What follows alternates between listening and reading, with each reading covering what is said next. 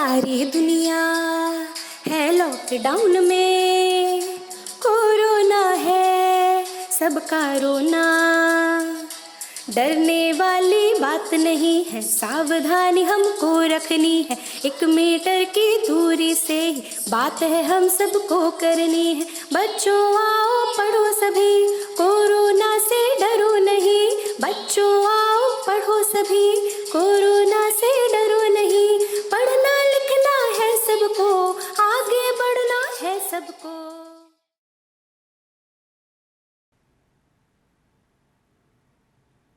मैं केएल शर्मा आज आपके सामने क्लास 10th केमिस्ट्री का सेकंड चैप्टर अम्ल, क्षार और लवण का द्वितीय भाग आपके सामने प्रस्तुत कर रहा हूँ। बच्चों, इससे पहले आपने अम्ल, क्षार और लवण के बारे में पढ़ा, उसके बारे में जाना, उनके भौतिक गुण और उनके रासायनिक गुण क्या क्या होते हैं, ये सारी चीज़ें आपने पढ़ी। अब आगे बढ़ने से पहले हम अम्ल, क्षार और लवण के बारे में थोड़ा सा और जान लेते हैं, ताकि जो हम आगे पढ़ने जा रहे हैं उसको और अच्छी तरीके से समझ सकें। तो बच्चों, आपने बताया था कि अम्ल, सबसे पहले अम्ल की बात करेंगे। अम्ल वे यौगिक होते हैं जो जल में घुलकर H+ आयन देते हैं, पहली चीज़ आपने बताई। क्षारों के बारे में आपने कहा कि क्षार वे यौगिक होते हैं जो जल में घुलकर OH- आयन देते हैं। और तीसरी चीज़ आपने लवण के बारे में आपने सीखा कि अम्ल और क्षार की अभिक्रिया से लवण और जल बनता है। दूसरी चीज़ आपने देखा कि जो अम्ल हैं वो नीले लिटमस को लाल कर देते हैं, जो क्षार हैं वे लाल लिटमस को नीला कर देते हैं, और जो लवण थे उन पर लिटमस पेपर का कोई प्रभाव नहीं पड़ता, मतलब लिटमस पेपर का रंग अपरिवर्तित रहता है। और अगली चीज़ आपने पढ़ी थी कि अम्लों का जो pH मान होता है वो 7 से कम होता है, क्षार का जो pH मान होता है वो 7 से अधिक होता है, और जो लवण होते हैं उनका pH मान 7 या फिर हम कहें कि लवण उदासीन होते हैं।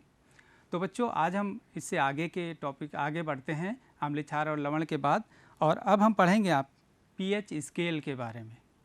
देखिए बच्चों, pH स्केल, अभी हमने आपसे pH वैल्यू के बारे में बात की थी, अब हमें pH स्केल के बारे में पढ़ना है। सबसे पहली चीज़ हम आपको बताएं कि ये जो pH स्केल है इसकी खोज एक जर्मन वैज्ञानिक सारेंसन थे।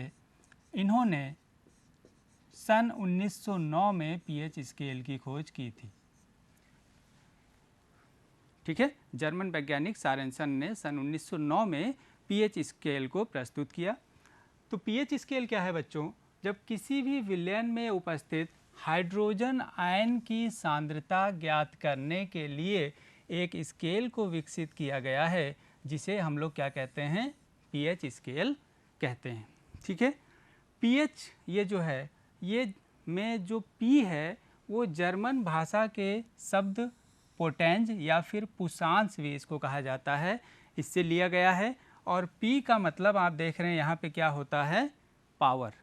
पावर का मतलब ताकत, शक्ति, एक तरीके से हम कह सकते हैं। ठीक है, तो ये जो pH में P का मतलब क्या होता है? पावर होता है। और जो H होता है, H का मतलब क्या है? Hydrogen ion. तो इट मीन्स अगर हम pH को हम डिफाइन करना चाहें तो हम ये कह सकते हैं कि the power of hydrogen ion. ठीक बच्चों, तो ये हो गया आपके pH स्केल। ये आपका pH स्केल आप नीचे देख रहे हैं, जिसमें आप देख रहे हैं 0 से लेकर 14 तक के अंक लिखे हुए हैं। ठीक, तो pH स्केल में 0 से 14 तक के ये जो अंक लिखे हुए हैं ये सारे शुद्ध अंक हैं। और सबसे पहली चीज़ आप और जान लें कि इन अंकों का या pH मान का, इन शुद्ध अंकों का कोई भी मात्रक नहीं होता, क्योंकि ये सारे अंक शुद्ध हैं, इसलिए इनका कोई भी मात्रक नहीं होता है। अब pH स्केल को हम समझते हैं बच्चों। pH स्केल आप देख रहे हैं 0 से 14 तक ये बनी हुई है। इसमें ये जो 7 मिडिल वाला पार्ट है ये हमारा कहलाता है उदासीन। क्या कहलाता है बच्चों? ये हमारा कहलाता है उदासीन बिंदु। मतलब अगर किसी भी विलयन का pH मान 7 होगा तो इट मीन्स कि वो विलयन हमारा उदासीन होगा, ना वो अम्ल होगा ना वो क्षार होगा, बल्कि वो कैसा होगा? उदासीन होगा। जैसे जैसे हम इस 7 से बाईं तरफ, इधर की तरफ हम जाते हैं तो यहाँ पे हाइड्रोजन आयन की सांद्रता अधिक होती है। जब हाइड्रोजन आयन की सांद्रता अधिक होगी तो pH मान क्या हो जाएगा, कम हो जाएगा। बिल्कुल उल्टा इधर क्या हो जाएगा, 7 के दाहिनी तरफ की अगर हम बात करें तो यहाँ पे हाइड्रोजन आयन H+ आयनों की सांद्रता क्या होगी, कम होगी। और जब यहाँ पे H+ आयनों की सांद्रता कम होगी तो इट मीन्स यहाँ पे आप देख रहे हैं pH मान क्या होगा, अधिक होगा। ऊपर आप देख भी रहे हैं दाहिनी तरफ जो pH वैल्यू है वो बढ़ रही है, जैसे 8, 9, 10, 11 इस तरीके से बढ़ रही है। और 7 के बाईं तरफ pH मान क्या हो रहा है, देख रहे हैं आप, घट रहा है, 6, 5, 4, 3 इस तरीके से घट रहा है। दाहिनी तरफ हमने कहा कि H आयनों की सांद्रता, हाइड्रोजन आयनों की सांद्रता कम होगी, इसका मतलब हम ये भी कह सकते हैं कि OH- आयनों की सांद्रता अधिक होगी। तो कहने का मतलब क्या हुआ कि pH स्केल में जो 7 वैल्यू होती है वो तो उदासीन हो गई, ठीक। और जैसे ही 7 से हम किधर जाते हैं, बाईं तरफ जाते हैं, तो वैल्यू घटने लगती, मतलब pH मान घटने लगता है। और जैसे ही हम इधर की तरफ आते हैं, दाहिनी तरफ आते हैं 7 से, तो वहाँ पे pH मान बढ़ने लगता है। इधर के जितने भी यौगिक होंगे वो अम्ल होंगे, ठीक। और इधर जितने भी यौगिक होंगे वो सब कैसे कहलाएंगे, क्षार कहलाएंगे। तो इस तरीके से हम क्या कर सकते हैं, अगर किसी भी यौगिक का pH मान हमें पता है तो हम ये बता सकते हैं कि वो यौगिक क्या है, अम्लीय है या फिर क्षारीय है, ठीक है बच्चों। तो इस तरीके से हम pH स्केल के द्वारा हम विलयन की अम्लता या फिर क्षारीयता की जांच कर सकते हैं, बता सकते हैं। आगे एक चीज़ और, इस स्केल में जो हमारा जो विलयन है, उस विलयन का अगर हमें कलर पता चल जाए किसी सूचक के द्वारा, हम उस विलयन के रंग को अगर हम देखें तो उस रंग के द्वारा भी हम ये बता सकते हैं कि उसका pH मान कितना होगा और वो अम्लीय होगा या फिर क्षारीय होगा। तो इसके लिए हमें एक कलर का ध्यान रखना पड़ेगा, कलर के सीक्वेंस को VIBGYOR, ये कलर का सीक्वेंस आप पढ़ चुके हैं, ये आप जानते हैं। विवग्योर, V फॉर वायलेट, ठीक है, बैगनी, I फॉर इंडिगो, जामुनी जिसको हम लोग कहते हैं, B for blue, G for green, Y for yellow, O for orange और R फॉर रेड। तो इस तरीके से ये हमारे रंगों का सीक्वेंस है बच्चों। अब हम क्या करते हैं कि एक सार्वत्रिक सूचक जो होता है, जो कि कई सूचकों का मिश्रण होता है, उसको, उसमें हम एक कागज़ की पट्टी को डुबो के एक हम pH वो बना लेते हैं, pH पट्टी बना लेते हैं। और उस pH पट्टी को जब हम किसी अम्ल क्षार के विलयन में डुबोते हैं तो उस pH पट्टी का रंग परिवर्तित हो जाता है। और जैसे ही उस pH पट्टी का रंग परिवर्तित हो जाता है, उस रंग को देखकर भी हम ये बता सकते हैं कि वो जो विलयन है वो कैसा है, उसका pH मान कितना है और वो विलयन कैसा होगा, इसकी जांच कर सकते हैं। तो आइए बच्चों हम देखते हैं कि रंग के आधार पर जो सूचक का जो रंग होगा परिवर्तित हो जाएगा, तो उस रंग के आधार पर हम किस तरीके से pH मान की गणना कर सकते हैं। तो सबसे पहले हम देखते हैं V फॉर वायलेट। वायलेट हुआ, वायलेट मतलब बैगनी। अगर बैगनी गाढ़ा बैगनी होगा, मतलब डार्क बैगनी होगा, तो उसका pH मान 14 होगा, 14, ठीक। अगर हल्का बैगनी होगा तो pH मान कितना होगा, 13 होगा। आगे बढ़ते हैं, इंडिगो। इंडिगो का मतलब होता है जामुनी, जिसे हम लोग कहते हैं। अगर जो सूचक का रंग गहरा जामुनी हो जाता है तो इसका मतलब ये हुआ कि उसका pH मान, जो हमारा विलयन है, उस विलयन का pH मान कितना होगा, 12 होगा। उसी तरीके से आगे बढ़ें, अगर जामुनी, हल्का जामुनी रंग होगा या सिर्फ जामुनी होगा, गहरा नहीं होगा, तो मतलब उसका pH मान कितना होगा, 11 होगा।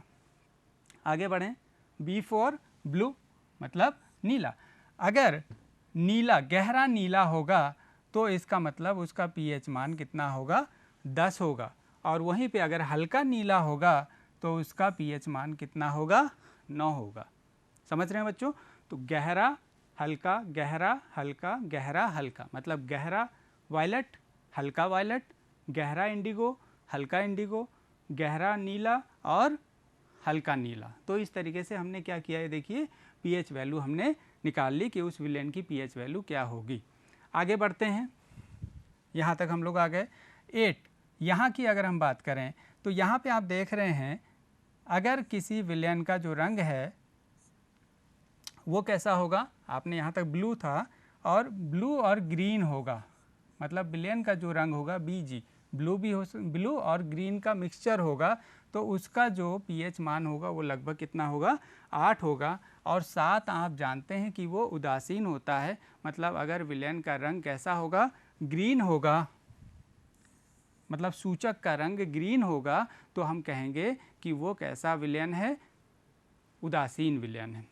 आगे बढ़ते हैं, इधर पीछे की तरफ अगर हम बढ़ें तो ग्रीन तक हो गया। उसके बाद आते हैं यहाँ पे 6 पे, नंबर 6 पे, अगर विलेन में डुबोने पर सूचक का रंग ग्रीन और येलो हो जाता है, G ग्रीन और Y फॉर येलो हो जाता है, तो इट मीन्स वहाँ का उस विलेन का पीएच मान 6 होगा। उसी तरीके से और आगे बढ़ते हैं, अगर येलो और ऑरेंज हो जाता है तो उस विलेन का पीएच मान 5 होगा। अगर सिर्फ ऑरेंज हो जाता है तो उस विलेन का जो पीएच मान है वो 4 होगा, ठीक है। और उसके बाद ऑरेंज रेड हो जाता है तो उस विलेन का पीएच मान 3 होगा, ठीक। फिर उसके बाद हल्का रेड हो जाता, मतलब लाइट रेड, हल्का लाल हो जाता है, लाइट रेड, तो उस विलेन का पीएच मान 2 होगा। और लाल हो जाता है तो विलेन का पीएच मान 1 होगा। और डार्क रेड होता है, गहरा लाल होता है, तो उस विलेन का पीएच मान 0 होगा। तो आप देख रहे हैं कि इस तरीके से हम विलेन के पीएच मान की गणना भी कर सकते हैं सूचक के रंग को देखकर। जो सूचक के रंग में परिवर्तन हुआ है, उस रंग में हुए परिवर्तन को देखकर हम विलेन का पीएच मान निकाल सकते हैं। और पीएच मान अगर हमें पता चल गया तो हमें क्या पता चल जाएगा, वो अम्लीय है या फिर क्षारीय है, ये सारी चीज़ें हमें पता चल सकती हैं। तो ये हो गया हमारा पीएच स्केल। अब हम आगे की स्लाइड में चलते हैं बच्चों। पीएच मान, अभी आपने देखा कि पीएच मान किस तरीके से निकालते हैं, सूचक के द्वारा भी हम पीएच मान को जो है प्राप्त कर सकते हैं।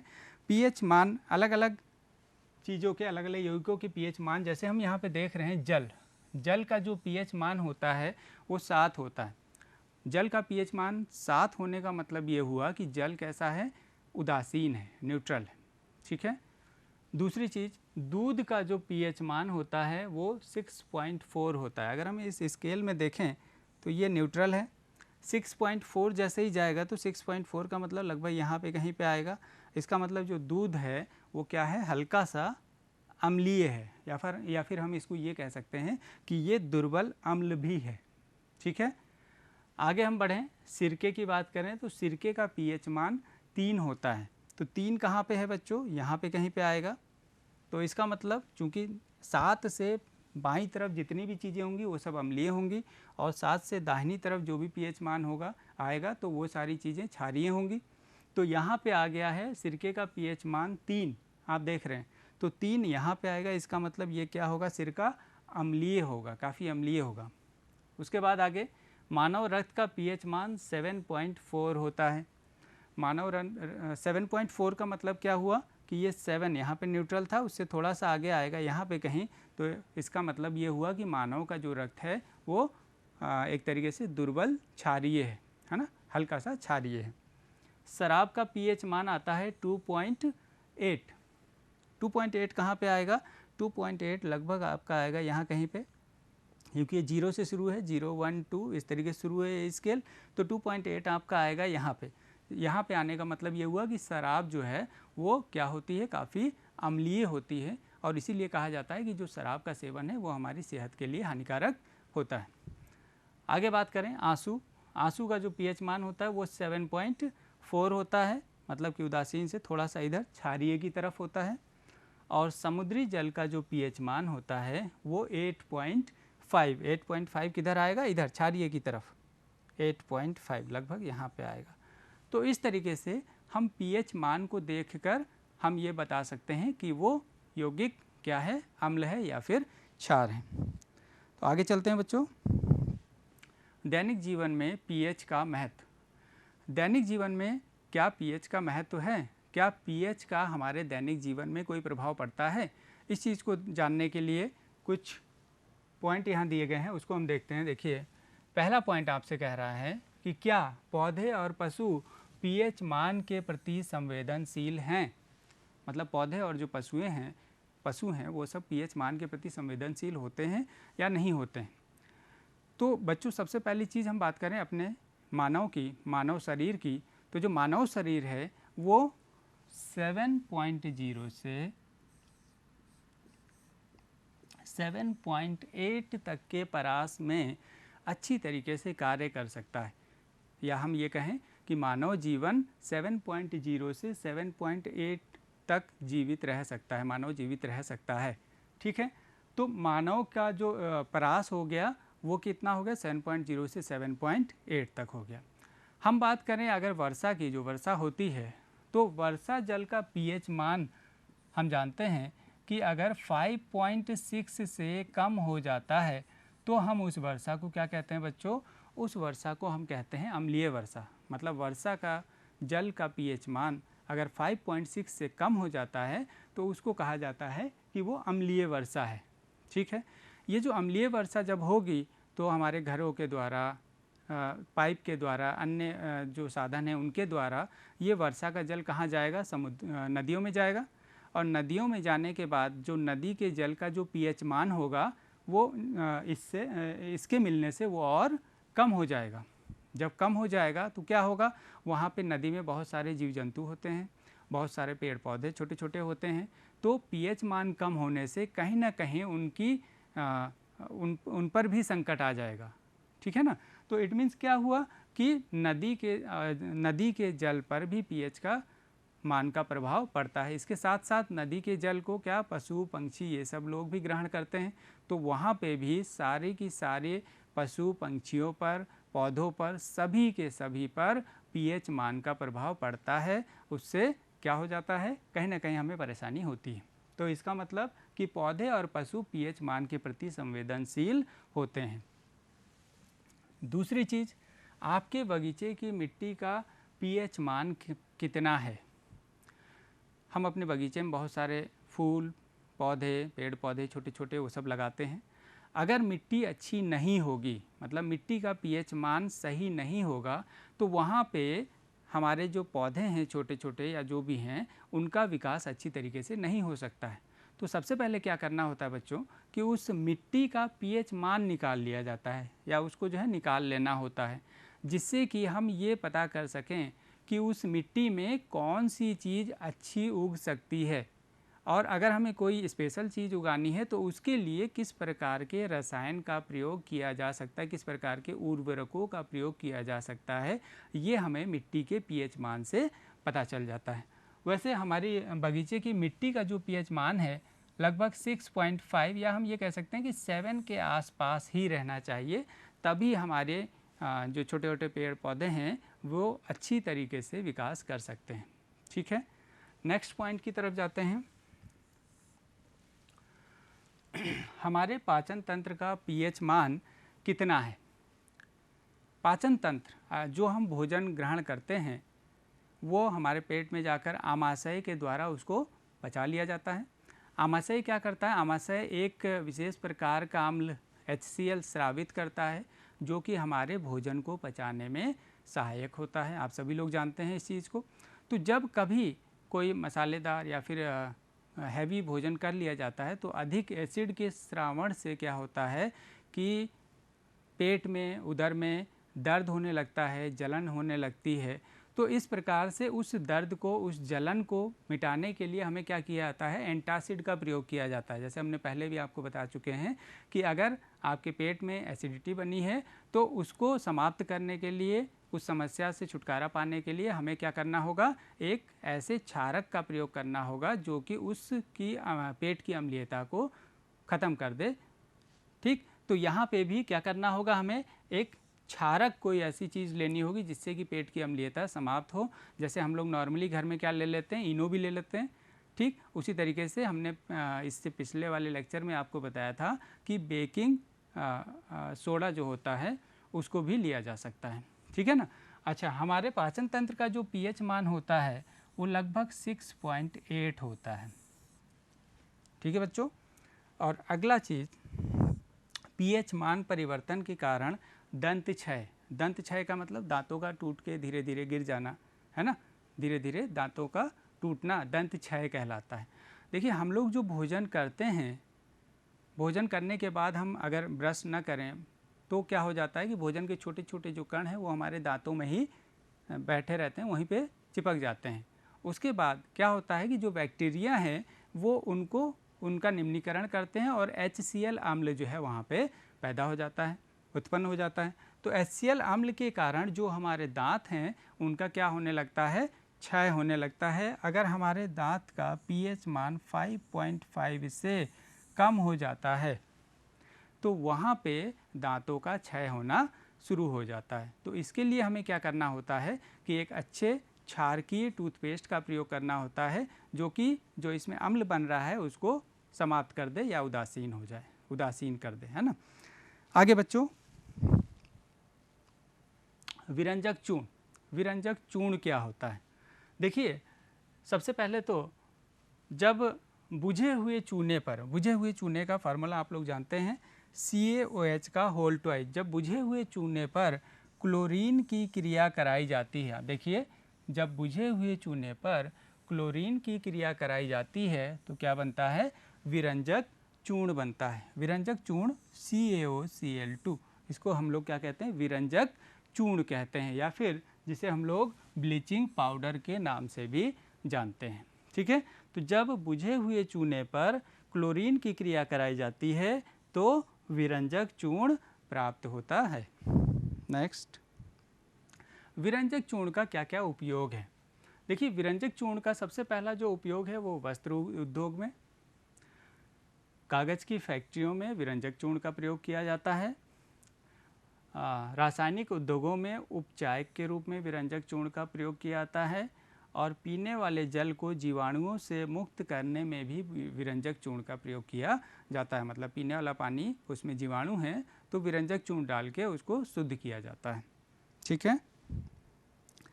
बेकिंग सोडा के बारे में आप जानते हैं, पीछे आप पढ़ चुके हैं थोड़ा सा। बेकिंग सोडा कैसे प्राप्त होता है, इसके लिए सबसे पहले हम बेकिंग सोडा का नाम जान लें। रासायनिक नाम क्या होता है, इसको सोडियम हाइड्रोजन कार्बोनेट भी कहते हैं, जो कि हमारी रसोइयों में प्रयोग होता है, ठीक है ना बच्चों, आप जानते हैं इसको। तो सोडियम हाइड्रोजन कार्बोनेट कैसे मिलेगा, आप देख रहे हैं कि ये जो है NaCl क्या होता है, हमारा साधारण नमक ही है। जब NaCl की जल के साथ क्रिया कराई जाती है कार्बन डाइऑक्साइड और अमोनिया गैस की उपस्थिति में, तो अमोनियम क्लोराइड, ये आप देख रहे हैं NH4Cl, और NaHCO3 जिसे हम लोग क्या कहते हैं, बेकिंग सोडा प्राप्त होता है। बेकिंग सोडा पूरी की पूरी बेकिंग इंडस्ट्री में, केक को फुलाने में, उसको स्पंजी बनाने में, कभी कभी खाने को जल्दी से पकाने में, इन सब चीज़ों में बेकिंग सोडे का प्रयोग किया जाता है। अब देखिए, बेकिंग सोडा के उपयोग बेकिंग पाउडर बनाने में, पेट में अम्ल की अधिकता को उदासीन करने में, अगर हमारे पेट में एसिडिटी बन रही हो तो बेकिंग सोडा का प्रयोग वहाँ पे किया जा सकता है। और तीसरी चीज़, सोडा अम्ल अग्निशमक के रूप में भी, जो हमारे फायर एक्सटिंग्विशर होते हैं उसमें भी बेकिंग सोडा का प्रयोग किया जाता है। नेक्स्ट है धावन सोडा या धोने का सोडा। सबसे पहले इसका रासायनिक नाम देखते हैं, sodium carbonate decahydrate. Sodium carbonate आप पीछे देख चुके हैं, और डेकाहाइड्रेट। बेकिंग सोडा को जब हम गर्म करते हैं, बेकिंग सोडा क्या था अभी आपने पीछे पढ़ा बेकिंग सोडा के बारे में। जब बेकिंग सोडा को गर्म करते हैं तो बनता है पहले तो सोडियम कार्बोनेट, और जब सोडियम कार्बोनेट के क्रिस्टलीकरण किया जाता है तो उससे हमें धावन सोडा प्राप्त होता है। तो यहाँ देखिए, ये है सोडियम कार्बोनेट Na2CO3, ये हमारा कहलाता है सोडियम कार्बोनेट।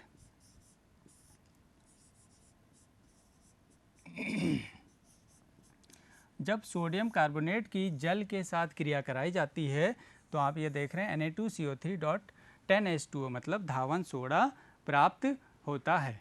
ठीक है बच्चों, तो इस तरीके से आप देख रहे हैं कि Na2CO3.10H2O इसका मतलब एक चीज़ और समझिए कि ये जो सोडियम कार्बोनेट है इसका एक अणु है, एक मॉलिक्यूल है, और उसके साथ हाइड्रोजन के कितने मॉलिक्यूल अटैच हो रहे हैं, 10 मॉलिक्यूल अटैच हो रहे हैं। मतलब एक सोडियम कार्बोनेट के मॉलिक्यूल के साथ हाइड्रोजन के 10 मॉलिक्यूल वहाँ पे अटैच होंगे और हमारा क्या प्राप्त हो जाएगा, वहाँ पे धावन सोडा प्राप्त हो जाएगा। अब धावन सोडा के उपयोग देखिए। धावन सोडा का जो उपयोग है साबुन, कांच और कागज़ उद्योग में, साबुन बनाने में धावन सोडे का उपयोग किया जाता है, कांच और कागज़ उद्योग में भी उसका उपयोग किया जाता है। बोरेक्स के उत्पादन में वॉशिंग जो सोडा है धावन सोडा उसका प्रयोग किया जाता है। घरों में साफ़ सफाई के लिए भी वॉशिंग सोडे का उपयोग किया जाता है। और सबसे मेन चीज़, जल की स्थायी कठोरता को दूर करने के लिए भी वॉशिंग सोडे का प्रयोग किया जाता है। ठीक है, जल में बहुत सारी कठोरताएं होती हैं, उस कठोरता को दूर करने के लिए वॉशिंग सोडे का प्रयोग किया जाता है। तो इस तरीके से आपने देखा बच्चों आज कि पीएच स्केल क्या होता है। पीएच स्केल में हम किसी भी विलेन की अम्लता और क्षारीयता के बारे में हम कैसे उससे सूचना प्राप्त कर सकते हैं। पीएच ज्ञात करके वो विलेन अम्ल है या क्षार है उसके बारे में हम जानकारी प्राप्त कर सकते हैं।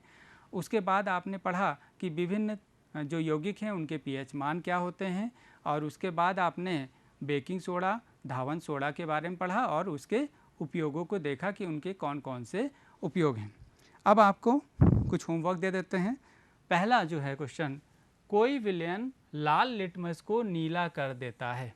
ध्यान दीजिए, लाल लिटमस को नीला कर देता है तो इसका पीएच मान कितना होगा, लगभग कितना होगा, ये आपको बताना है। 4 ऑप्शन दिए गए हैं, 1 होगा, 4 होगा, 5 होगा या 10 होगा। तो लाल लिटमस को नीला कर देता है तो सबसे पहले आपको बिल्कुल सोच लेना है कि लाल लिटमस को नीला कौन करता है, वो अम्ल होगा कि क्षार होगा, ये सोचिए। और उसके बाद उसका पीएच मान इनमें से कौन सा हो सकता है उसको आपको बताना है। दूसरी चीज़, धोने का सोडा ये और बेकिंग सोडा के दो उपयोग बताइए। हमने आपको उपयोग बताए हैं कि धोने के सोडे और बेकिंग सोडे के क्या क्या उपयोग हैं, दो आपको उपयोग लिखने हैं। और तीसरा, विरंजक चूर्ण का रासायनिक सूत्र लिखिए। ठीक है, ब्लीचिंग पाउडर का रासायनिक सूत्र लिखिए। तो इस तरीके से आप इस होमवर्क को पूरा कीजिए। ठीक है बच्चों, ठीक, थैंक यू।